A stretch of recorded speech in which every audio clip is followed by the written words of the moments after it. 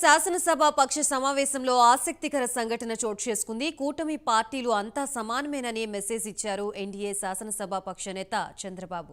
సమావేశం జరుగుతున్న వేదికపై సిబ్బంది తన కోసం వేసిన ప్రత్యేకమైన కుర్చీ వేయించడం గుర్తించి దాన్ని తొలగించి అందరితో సమానమైన కుర్చీ తీసుకురమ్మని సిబ్బందికి చెప్పారు. కూటమి అధినేతలు కూర్చున్న తరహా కుర్చీనే తెప్పించుకుని అందరూ సమానమే అని చాటారు చంద్రబాబు. చంద్రబాబు చర్య హాట్ టాపిక్ గా మారింది. కూటమి పార్టీలు, నాయకులు, కార్యకర్తలు అందరూ ఇదే స్ఫూర్తితో పనిచేయాలని చంద్రబాబు మెసేజ్ ఇచ్చారంటూ కూటమి నేతలు చర్చించుకుంటున్నారు. ఇది చాలా మంచి పరిణామం అంటూ విశ్లేషకులు విశ్లేషిస్తున్నారు.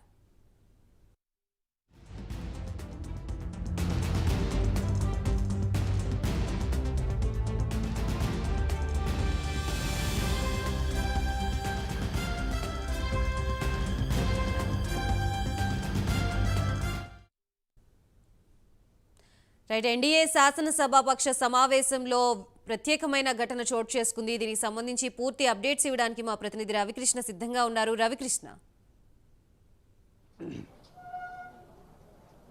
గాయత్రి, ఏదైతే ఈరోజు మధ్యాహ్నం జరిగినటువంటి ఎన్డీఏ కూటమికి సంబంధించిన శాసనసభ సమావేశం ఉందో ఆ సమావేశానికి సంబంధించి చంద్రబాబు నాయుడు, పవన్ కళ్యాణ్, భువనేశ్వరి ఈ మూడు పార్టీలకు చెందినటువంటి ప్రధాన నేతలు, ఏపీకి సంబంధించిన ప్రధాన నేతలంతా దీంట్లో పాల్గొన్నారు. అయితే ఇక్కడ జరిగినటువంటి విషయం ఏంటంటే మొత్తం 164 సీట్లు ఈ ప్రధాన కూటమి 175లో 164 సీట్లు కైవసం చేసుకున్న నేపథ్యంలో ప్రధానంగా కూడా చంద్రబాబు నాయుడుని అక్కడ శాసనసభ పక్ష నాయకుడిగా కూడా ఎన్నుకునేటువంటి పరిస్థితి అయితే ఉంది. ఈ నేపథ్యంలోనే ఆయనకి సంబంధించి అక్కడ ప్రత్యేకమైనటువంటి చైర్ని అయితే ఏర్పాటు చేశారు సభావేదిక మీద.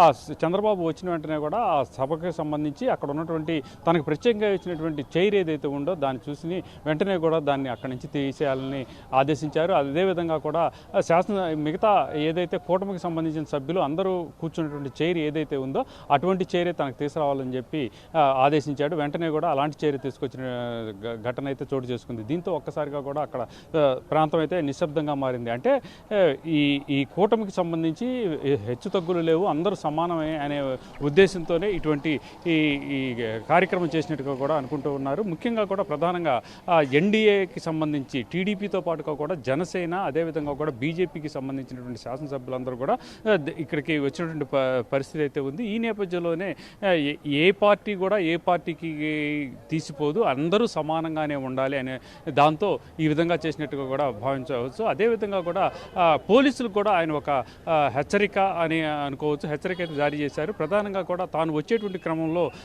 ఏదైతే ట్రాఫిక్ ఏదైతే ఉంటుందో ట్రాఫిక్ని మళ్లించవద్దని చెప్పి ఆయన అయితే పోలీసులని అన్నారు.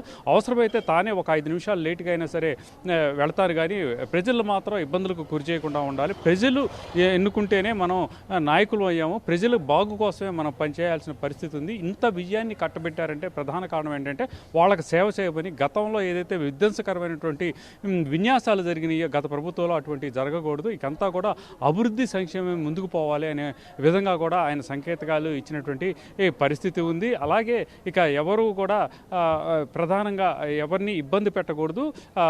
ఒకవేళ అంతకుముందు ఉన్నటువంటి వైసీపీకి సంబంధించిన నాయకుల మీద కక్ష తీర్చుకునేటువంటి పరిస్థితి అయితే ఉండకూడదు. ఎందుకంటే చట్టం తమ పని చేసుకుపోతుంటే ప్రజలు మనకి అధికారం ఇచ్చింది, వాళ్ళకి సంబంధించిన సమస్యలు పరిష్కరించమనే కానీ ఈ విధంగా ఒకళ్ళ మీద ఒకళ్ళు కక్షలు తీర్చుకోవడం కాదు. ఏదన్నా వాళ్ళు కనుక మితిమీరి వ్యవహరించినటువంటి సంఘటనలు కనుక ఉంటే చట్ట ప్రకారం వాళ్ళని శిక్షించే విధంగా కూడా చర్యలు తీసుకోవాలని ఆయన చెప్పారు. దీన్ని బట్టి మనం కనుక అబ్జర్వ్ చేసినట్టయితే మాత్రం పూర్తి స్థాయిలో కూడా చంద్రబాబు కూటమిలోని ప్రతి అభ్యర్థికి కూడా సమాన ప్రాధాన్యత ఇస్తున్నట్టుగా కూడా తెలుస్తుంది. ప్రజలు ఎవరైతే ఉన్నారో ప్రజలతో కూడా ఆయన మమేకమయ్యే పరిస్థితి అయితే ఉంది. గతంలో మాదిరిగా కూడా పోలీసులకు మరో హెచ్చరిక కూడా జారీ చేశారు.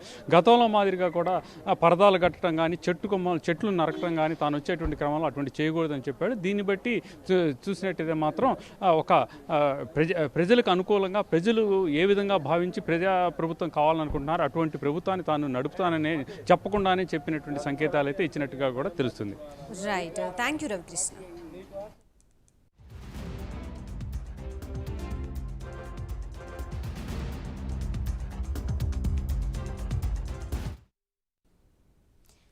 ఏపీ రాజధానిపై చంద్రబాబు మరోసారి క్లారిటీ ఇచ్చారు. మన రాజధాని అమరావతి అని పునరుద్ఘాటించారు. విశాఖను ఆర్థిక రాజధానిగా తీర్చిదిద్దుతామన్నారు. 3 పార్టీలకు విశాఖ ముఖ్య నగరమన్న చంద్రబాబు విశాఖకు తగిన గుర్తింపు ఇచ్చి అభివృద్ధి చేస్తామని హామీ ఇచ్చారు. మూడు రాజధానులంటూ రాష్ట్ర భవిష్యత్తు ఆటలాడే పరిస్థితి ఉండదు. మన రాజధాని అమరావతి, అమరావతి రాజధాని, విశాఖపట్నం ఆర్థిక రాజధానిగా, ఒక ప్రత్యేకమైన సిటీగా, ఆధునికమైన నగరంగా తయారు చేసుకుందాం. దాన్ని ఎప్పుడు కూడా నేను కంబైన్డ్ ఆంధ్రప్రదేశ్ కూడా గుర్తుపెట్టుకున్నాను. విశాఖపట్నం అటు జనసేనకు, తెలుగుదేశానికి, బీజేపీకి ముగ్గురు కూడా చాలా ముఖ్యమైన నగరం ఇది. మూడు